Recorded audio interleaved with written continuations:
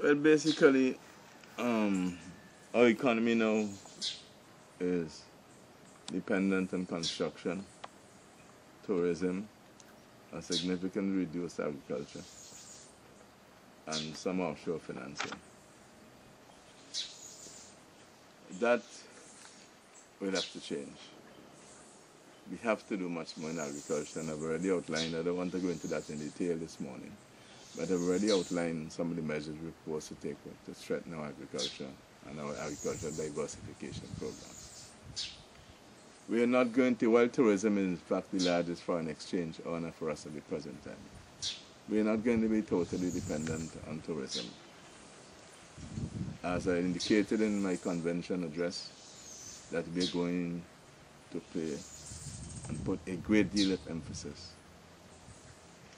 in getting a knowledge-based economy, maximizing the use of information technology as a prime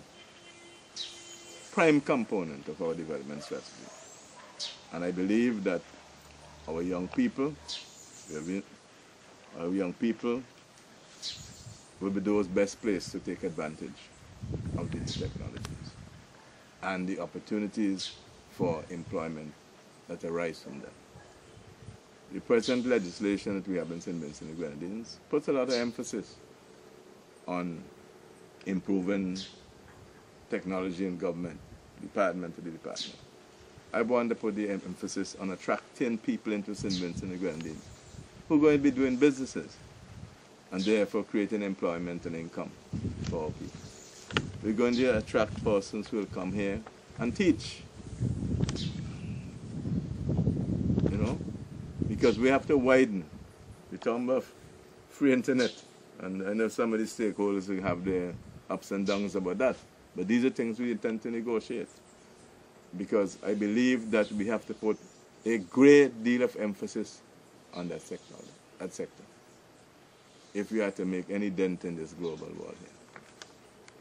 It's a very serious issue, and it's going to mark a major departure in terms of our approach to economic development in St. Vincent and Grenadines.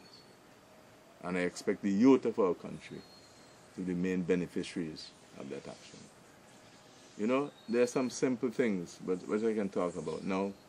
Some people may not have heard of them, or some people may not like them. But I'll say this, places like Ireland, which have been pushing on the technological front, when an enterprise comes here in their country, or tries to come in, that is on the cutting edge of technology, they give so many concessions to try and attract those enterprises, not just for the employment, but also for the spread of the technology in their country, for their own people. And you have them, for instance, paying the salaries of the staff of the enterprise coming in for a period of time.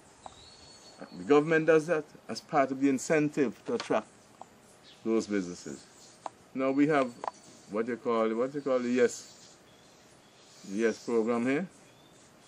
But you can assign people from the Yes program to work in an enterprise like that for the first few months in order to be part of the attraction and the incentive provided to enterprise of that sort.